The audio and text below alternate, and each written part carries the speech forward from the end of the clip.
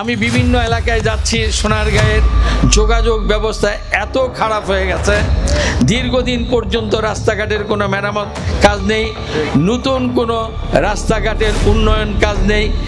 আমাদের কাজ হবে দ্রুত এই উন্নয়ন কাজগুলি করে যোগাযোগ ব্যবস্থার একটা আমূল পরিবর্তন আনা, জনগণ যাতে কষ্ট না পায়, জনগণ যাতে সুখ ভোগ করতে পারে এই যোগাযোগ ব্যবস্থার মাধ্যমে।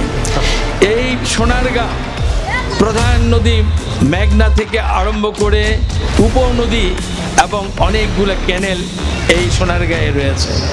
ব্রহ্মপুত্র থেকে শুরু করে অন্যান্য নদী রয়েছে ছোট বড়, এগুলা ভরাট হয়ে গেছে।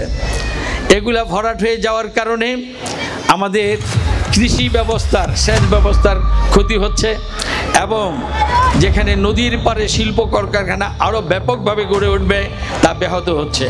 প্রয়োজন হবে এই মরা নদীগুলোকে সংস্কার করে পুনর্খনন করে স্রোত দ্বারা প্রবাহিত করতে হবে, যার মাধ্যমে পানির প্রবাহ বৃদ্ধি পাবে এবং সেচ কাজের সুযোগ হবে। কৃষিক্ষেত্রে আমূল একটা পরিবর্তন, বৈপ্লবিক পরিবর্তন আনতে হবে এবং এই জলাশয়ের পথে, নদী পথে আরও শিল্প কলকারখানা গড়ে উঠবে। শিল্প কলকারখানা গড়ে ওঠার মাধ্যমে এই সোনারগাঁয়ে অর্থনৈতিক অবস্থার উন্নয়ন হবে, বেকার সমস্যার সমাধান হবে এবং অর্থনৈতিক কর্মকাণ্ডের মাধ্যমে এই এলাকার মানুষ অর্থনৈতিকভাবে আরও এগিয়ে যাবে।